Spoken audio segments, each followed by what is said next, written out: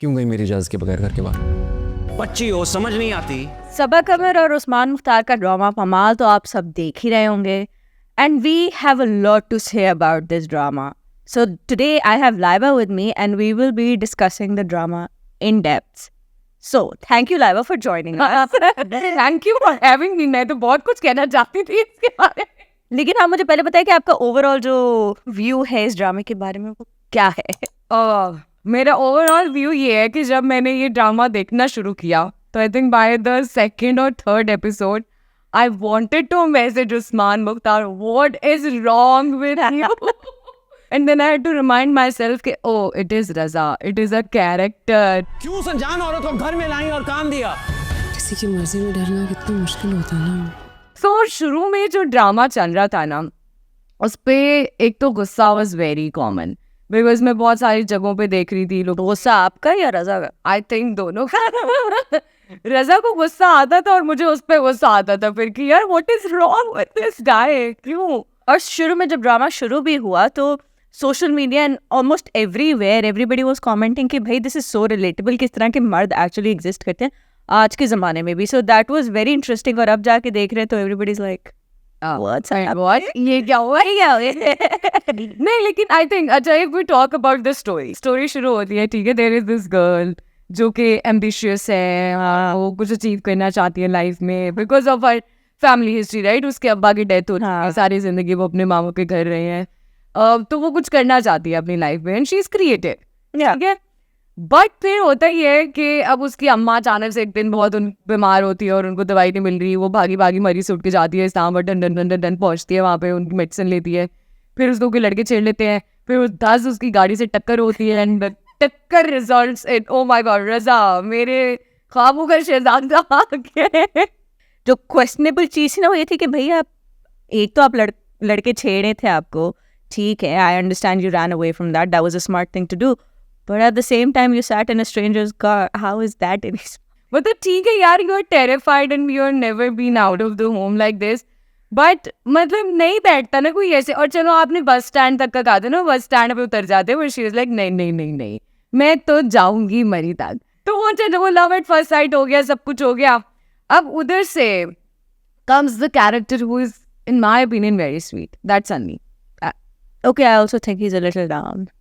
Why do you think he's down? He's so sweet. I would have fallen for him. नहीं मतलब हाँ चलो ठीक है, लेकिन एट द सेम टाइम भाई आप मतलब एक लड़की के प्यार में इतना पागल हो गए कि आप उसके आगे पीछे यू करके घूम रहे हैं. तो यार बट ऑल्सो सी ना वो बचपन से साथ रह रहे हैं तो इसका ये मतलब बेस्ट फ्रेंड्स होना एंड यू नो पर इट्स नॉर्मल. आपके बेस्ट फ्रेंड पे आपको क्रश हो. हाँ that I am not saying guilty है नहीं मैं उस पर कुछ नहीं कह रही, लेकिन मैं कह रही हूँ कि भाई अच्छा लेकिन आपको थोड़ी सी इतनी अकल होनी चाहिए ना कि मतलब जब भी वो कुछ बोले तो आप उसके आगे पीछे घूमते ना रहे ना. मतलब ठीक है इतना चलता है ठीक है. इश्क में थोड़ा सा लोगों को पागल होने दो, इतना तो लेवरेज दो. बट चलो उसने प्रपोज किया मालिका को, मालिका डम सॉरी पुअर नॉट हैंडसम, मुझे नहीं चाहिए. मेरे ख्वाबों का शहजादा वैसे भी एक बड़ी गाड़ी से मिल गया है, आ चुका है. वो फुल बरसती बारिश में मुझे देख के पागल हो चुका है.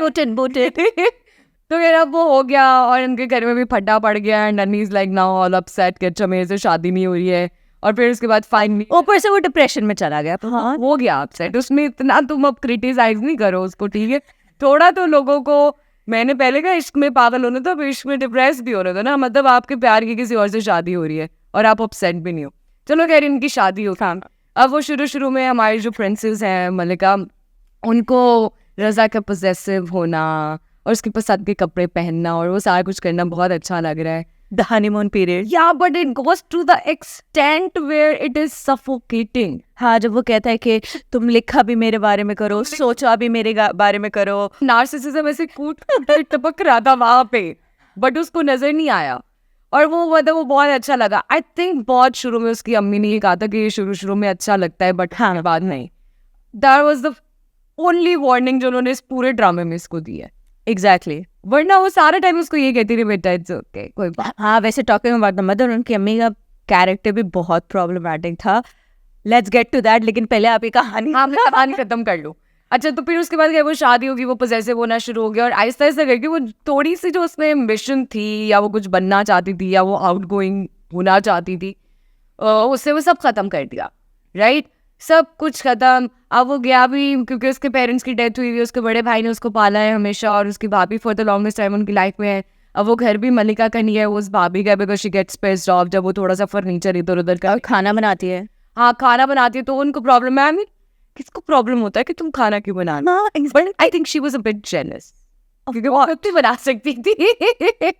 And she got pissed off कि उसके मियां ने क्यों तारीफ की। हाँ, When the big brother did ऐसा ऐसे खाना वो बिरयानी उसने को बनाई थी। And she was like, कच्चा गोश्त, oh my God, यार। तो खैर फिर उसके बाद अब वो प्रॉब्लम्स भी आ रहे हैं थोड़े थोड़े। वो जाके अपनी माँ के पास रो भी रही है, सब कुछ कर रही है। उसकी अम्मी कह रही नहीं बेटा सबर सबर सबर सबर सबर। I have a lot to say to that. Yeah, which is like कि क्योंकि हमारे यहाँ नॉर्मली भी ज़्यादातर सोसाइटी में अम्मियाँ यही समझा रही होती है। हाँ, और मैं पता है एक इंटरव्यू भी देख रही थी राइटर का, ठीक है ना, जंजबील आसिम उनका नाम है। वो जो भी ड्रामे लिखती है ना, हर ड्रामे में कोई ना कोई उनकी एक्चुअल ज़िंदगी का एस्पेक्ट उसमें होता है। तो इसमें जब इंटरव्यूअर ने उनसे पूछा कि इसमें क्या था, तो she said the mother's character. वो कही थी कि उनकी अम्मी भी इसी तरह थी जब वो भी उनकी शादी हुई, and when she used to go back to her mother, वो एग्जैक्टली यही बातें करती थी। लेकिन अब जाके अगर in this day and age अगर कोई ऐसा करे, तो किसी की अम्मा इस तरह की बात करे, so the mother the child would be like, you know, आज की एज में भी ये हो रहा है। It's not like things have like flipped, of course not, but I think जिस तरह की जिंदगी आपने गुजारी होती है, एटलीस्ट ट्राई कि आपके बच्चे उससे टॉक्सिक लाइफ ना गुजारे, उससे बेहतर गुजारे। वो मेरे लिए एक बहुत बड़ा जो है ना वो बीफ था इन खातून के साथ कि why are you constantly doing it. हाँ, वो आके कोई जेन्युइन कंप्लेंट भी करती है तो ये होता है। चलो खैर, अब वो जी भाभी से भी लड़ाई होगी, इससे भी होगी, उससे भी होगी, एंड इवेंचुअली मलिका कहना नहीं चाहती but she wants a separate home, but if it's coming from her तो it's going to be a problem. तो that's what her mother said. हाँ, that's what her mother said. तो इसलिए फिर रजा के साथ कुछ होता है, मतलब वो उसके सामने मलिका की बेइज्जती होती है। और जब मलिका के पेरेंट्स को इनवाइट किया जाता है डिनर पे, ओ भाभी साहिबा गंदे तरीन बर्तन वहाँ पे ला के रख देती है। और खाना भी मतलब बहुत, मतलब दावत होती है तो आप चीज़ें बनाते हो, जब पहली दफ़ा किसी को बुलाते हो तो अच्छी, मतलब you know out of the. अरे हाँ, बट उन्होंने मेरा ख्याल पंजाब गवर्नमेंट की बात सुन ली थी और वन डिश पार्टी तो क्या। अच्छा फिर वो हो गया, उसके बाद जी अब रज़ा साहब इज लाइक अलग घर चाहिए, तो अलग घर मिल गया। अब हर किसी को उस पॉइंट पे the conversations in you know different Facebook groups was कि और इसको क्या चाहिए, इसको अलग घर भी मिल गया है, she is so dumb, she is being so ungrateful है। और and the worst was this is so normalised कि बहुत सारी औरतें कहती मेरा मियां तो इससे भी ज्यादा टॉक्सिक है। तो how is that any better Raza के साथ? How is that any better? Exactly, I was like wait what, sorry मतलब वो ज्यादा बुरा है तो ये कम बुरा है तो उसको ग्रेट, दैट्स ओके। नहीं वो ऐसे तो ना, मतलब बेयर मिनिमम का भी बेयर मिनिमम जा चुके हैं, and that's not okay. People need to realise that's not okay, but they think it's all right. और फिर उसके बाद आई एम नॉट सेइंग कि इस पूरे मतलब ड्रामे में अभी तक मलिका से कोई गलती नहीं हुई है, right? Stupid mistake. Yes. Are you thinking what I'm thinking? Yeah. What's that? Mobile 6000 दफा घर भूल के जाना था। तो उसके भैया ने 1-2 दफा आपको बोल दिया कि भैया इफ यू गोइंग आउट, पहले तो अव्वल तो उसे वो इजाजत नहीं दे रहा कि आप मेरे बगैर कहीं जा नहीं सकती। मतलब उसका तो ऑब्वियसली सारा टाइम ये था ना, ग्रोसरी करने भी नहीं जाना, ये करने दोस्त भी नहीं बनाने आपने, ये भी नहीं करना, तो which was wrong. But also at the same time, देखो, let's give it a bit of a leverage in this regard कि she had a lot going on her mind. ठीक है, उसकी पूरी लाइफ फ्लिप हो रही है, सब कुछ हो रहा है. She could have taken care of it. But it's normal, कभी कभार आप भूल जाते हैं मोबाइल फ़ोन अपने घर में. अगर आपको ये वीडियो पसंद आ रही है तो अभी सब्सक्राइब करें.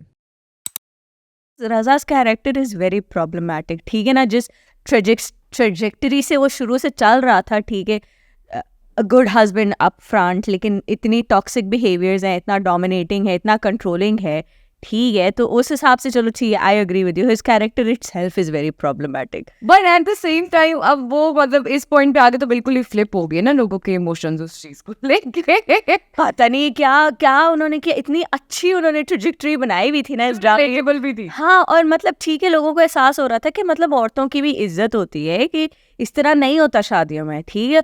और फिर आप वही टिपिकल जो इट्स लाइक सैड बिल्कुल ऐसे ही होगा और फिर बिल्कुल वैसे विक्टिम को है। चलो अब वो मोबाइल भूल गई, सारा कुछ हो गया, गुस्सा भी चल रहा है, घर में हाउस हेल्प भी है, प्रेग्नेंट भी वो भी अपनी मर्जी से लाया है हाउस हाँ, तो इसने रखी बात वो भी सारा मसला है। तो बट देखो जिस बंदे को उसकी सांस लेने से भी मसला है, उसकी मर्जी की हाउस हेल्प से तो मसला है। तो चलो वो प्रेग्नेंट हो गई है, प्रेगनेंसी में भी वो इतना कोई खास अवेलेबल, हाँ but the obsession with the child, the first child, Adiya, वो इतनी ज्यादा थी कि वो मतलब वो उसको मलिका को भी इन दैट कैरेक्टर फील हुई कि यार अब मेरी बेटी हो गया सारा कुछ एंड एवरी, मतलब मैं इसकी कुछ नहीं लगती। हाँ। And also you remember that scene जब वो थोड़ा सा बीमार होती है and the doctor just mentions कि शायद दूध सही से नहीं उबाला गया था, तो भाई he started blaming Malika for everything. You don't know how to take care of a child, you don't know this, you don't know that. मेरी बेटी को कुछ हो जाता तो हाँ मतलब भाई मेरी बेटी का क्या मतलब है, उसकी भी बेटी है इक्वली इन्वॉल्व भाई। हाँ खुद आके कर लो। ये तो तुम गुस्सा करते हो। Exactly खुद उठ के हेल्प करो ना। It's not like you're helping her, you're just bashing her, you're just demeaning her all the time. You remember बिल्कुल शुरू में जब वो बारिश वाला सीन था तो मलिका बेसिकली अपनी फ्रेंड्स के साथ बाहर निकली हुई थी, ठीक है। तब वो उसने गाड़ी में उसको देखा तो वो के साथ थी बाहर और वो फल वाले को अपनी बेटी से कहना पड़े।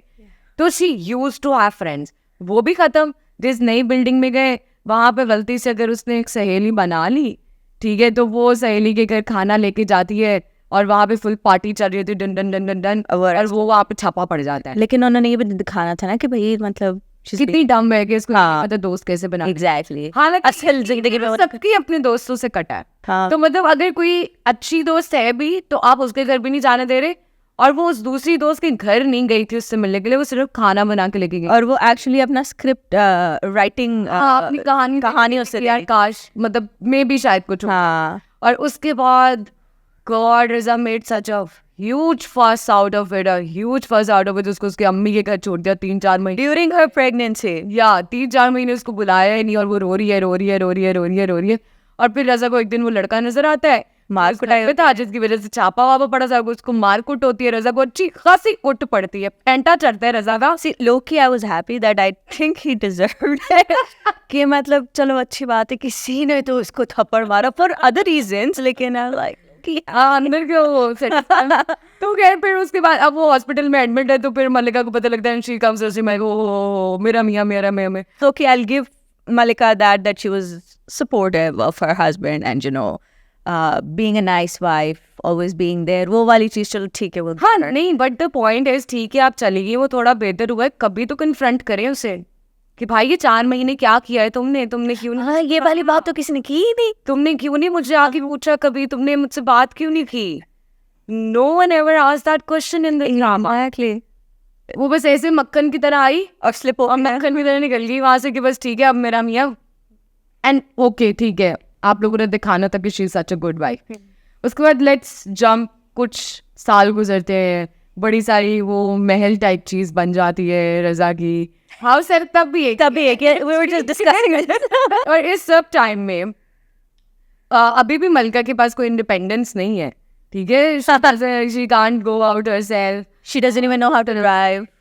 लेकिन यू ऑल्सो रिमेम्बर कि जब ये सेकेंड प्रेगनेंसी वाला फर्स्ट प्रेगनेंसी वाला बच्चे ये वो सारा टाइम चल रहा था, तो एक पॉइंट पे उसने उसको डांटा भी कि तुम खुद क्यों नहीं ग्रोसरी करने गई।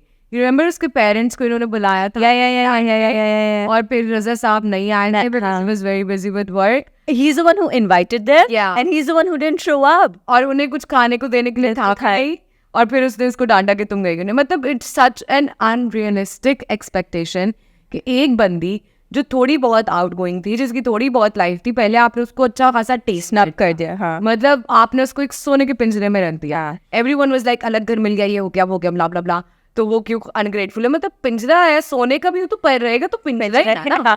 अच्छा उस सोने के पिंजरे में आप अचानक कहते हैं अब ये चिड़िया फड़फड़ाए उड़े खुद से कुछ करे, ऐसे कैसे हो सकता है। और चलो अब वो अमीर हो गया सब हो गया, फिर भी उसके पास कुछ नहीं है। एंड देन अचानक से क्या होता है, रजा साहब पे एक एलिगेशन लगता है करप्शन का। ओह या रजा साहब चल जाते हैं जेल किसकी वजह से। वो जो शुरू में एक बंदी आती है जो भाभी चाहती थी जिनसे शादी, और उस बंदी से शादी नहीं, उसने मिलके अरब्स के साथ करप्शन की जी, ठीक है, और रजा। अब रजा जब जेल गए हैं तो फुल सपोर्टिव मलिका सामने आती है, बिकॉज मलिका जेल गई है तो वो बहुत खराब हो रहे थे, रजा जेल गया है तो बिल्कुल ही इज इनोसेंट. इस सब में आई थिंक जो सबसे प्यारा कैरेक्टर था वो मामू का था. हाँ. Really loved him. हाँ. Such a sweet character. Always there. मतलब ऑब्वियसली वो भी middle class, lower middle class वाली फैमिली थी, लेकिन he was there throughout. उन्होंने मतलब अपनी गाड़ी बेच के जो भी उसकी जमानत वगैरह करवानी थी, लॉयर के पैसे दिए, सारा किया. He was there throughout. Groceries करवा रहे when they were having financial issues, remember?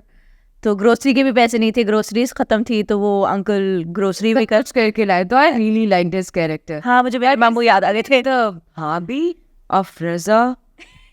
Yeah, oh my God. How can you do that? How can you do that? भाई आपकी इन्वेस्टिगेशन. मेरा एक सवाल है. देखो भाभी तो शुरू से ही was like I don't like Malika की प्रेजेंस, ये वो एक्सेट्रा एक्सेट्रा. बट जब उनके घर इन्वेस्टिगेशन हुई, सब कुछ हुआ, उसके बाद what she did I didn't like. She just jump to a conclusion कि भाई ही इज द क्रिमिनल और इससे अब आपने कोई ताल्लुक नहीं रखना है. उसने अपने हस्बैंड को भी यही पट्टी पढ़ा दी, and the husband being, for the lack of a better word, stupid, he followed her advice and he did not contact. मतलब आप कर सकते हो ना, आपका भाई है ना, आपके माँ बाप जिंदा है, इकलौता भाई है आपका. But also, is it like, does that happen in marriages कि आप अपनी बीवी को सारी बातें बताते हैं? नहीं बताते. मेरा मियाँ तो नहीं बताता. Is that a complaint? No, I'm fine. The point is कि देखो वो छुप के भी तो हेल्प कर सकते. Exactly. I agree with that. क्यों नहीं की. और अब जब वो ठीक हो गए, निकल आया है, अब जब जो करंट सिचुएशन चल रही है उसको कैंसर भी हो गया है, तो भाई अब आप ओवर कॉम्पनसेट कर रहे हैं. Why you're just guilty that you were not there for your brother. Yeah, and also about the cancer. But the only symptoms he has are fever. What happened to Malika? और उसने जो मतलब सारी toxicity सही है इतने सालों तक, अब मतलब and nobody is even talking about कि obviously she is also going through that mental stress. जब वो जेल में था, उसकी बीमारी एंड एवरीथिंग, वो भी अपनी अम्मी के पास जाके रोती है, तो फिर वो फिर रोना शुरू कर देती है आंटी कि नहीं भाई, शोहर के बाद बीवी की कोई जिंदगी नहीं होती. You're so back for real. No, I'm so sorry, be for real. आपकी बेटी की आधे ज्यादा किस्मत आपने ऐसी लिखी है. You were the one who kept telling her, don't be independent, don't work, don't and fight she kept for things. coming back to you, telling you that she did not want to be in this relationship because he's a toxic man, he is controlling. But auntie was like, ना बेटा, रहोगी तो तुम ऐसे. हाँ, Exactly. आपने उसको कभी वो सपोर्ट दी ही नहीं ना कि हाँ उसे चाहिए थी.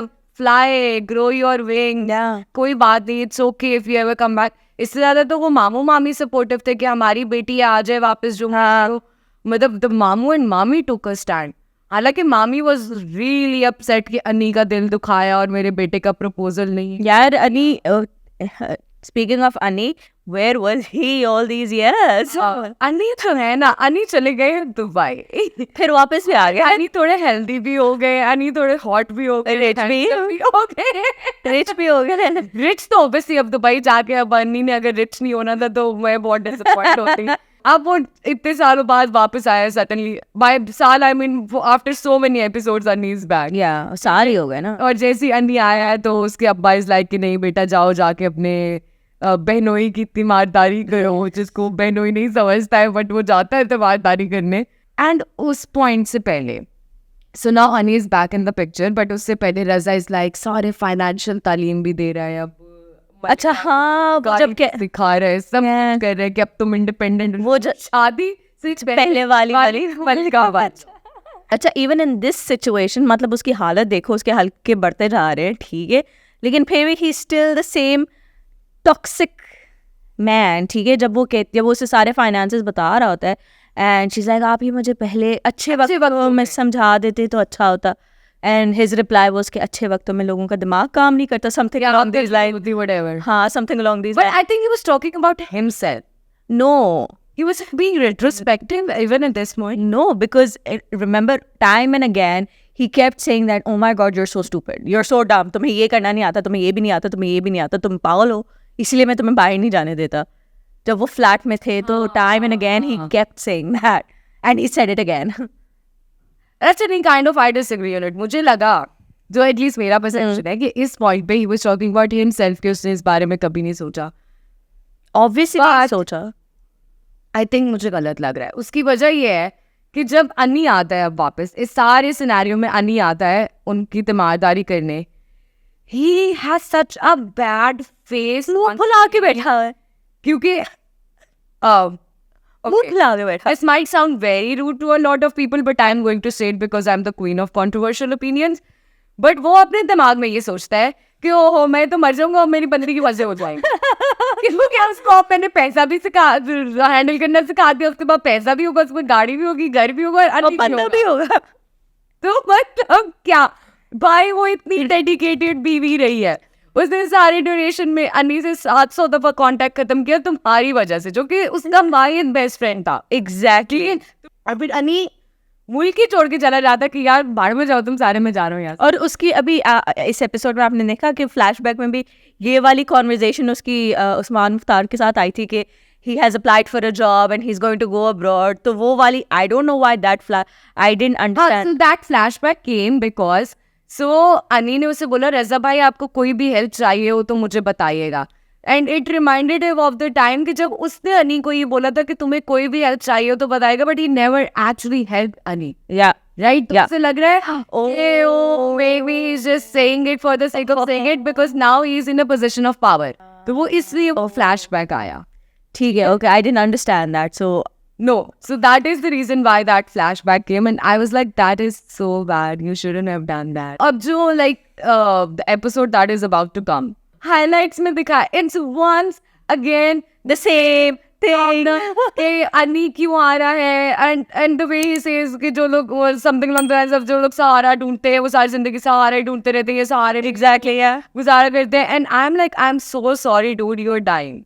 For real. मतलब एक तो उसको ये लग रहा है कि बस मेरे मरते साथ ही इसने जो है ना अन्नी से शादी की, मुझे तो ये फील आ रही है, which is so bad. I don't think so कि ऐसा होना चाहिए. हाँ, so I think we'll wait for the next episode to come and then we'll discuss this further. हाँ, and also I just want to say कि जब आप लोग इस तरह के ड्रामे दिखाते हैं ना, तो मेरी जैसी बंदियाँ जिनकी अभी शादी नहीं हुई होती है, we get more scared of marriages. Yeah. Because हम रियल लाइफ में भी यही देख रहे हैं, हम रियल लाइफ में भी इसी तरह के लोगों से मिल रहे हैं, पोस्ट देख रहे हैं और लोगों की about their marriages and their toxic husbands and everything else. और फिर जब हम ड्रामे में भी ये देखते हैं, just endorses it that most of the men in marriages are toxic. And I am like, let's not go down this lane. That towards the end of it, prediction, Of course she's gonna die. And she's going अभी वो episode ड्रामे के शुरू में देखा नहीं तो वो अवार्ड जीत रही होती है अपने ड्रामे के लिए. Of course she's going to become the nice, rich, famous digest writer she always wanted to become. But क्या जब अन्नी की अम्मी को लग रहा है कि ये मतलब उसकी डेथ के बाद कुछ ऐसा होगा कि इन दोनों की शादी हो जाए, she is speculative of it, वो होगा? नहीं, I don't think so. या it's without it? I don't think so. What do you think? I really want कि हमारे इस डिस्कशन और इस वीडियो के नीचे लोग कमेंट्स करें कि it should and up with अन्नी एंड मालिक. Okay, then on that note, guys, please let us know in the comments below कि आपका क्या ख्याल है ये ड्रामा एंड कैसे होगा. And we'll see you next time. Bye.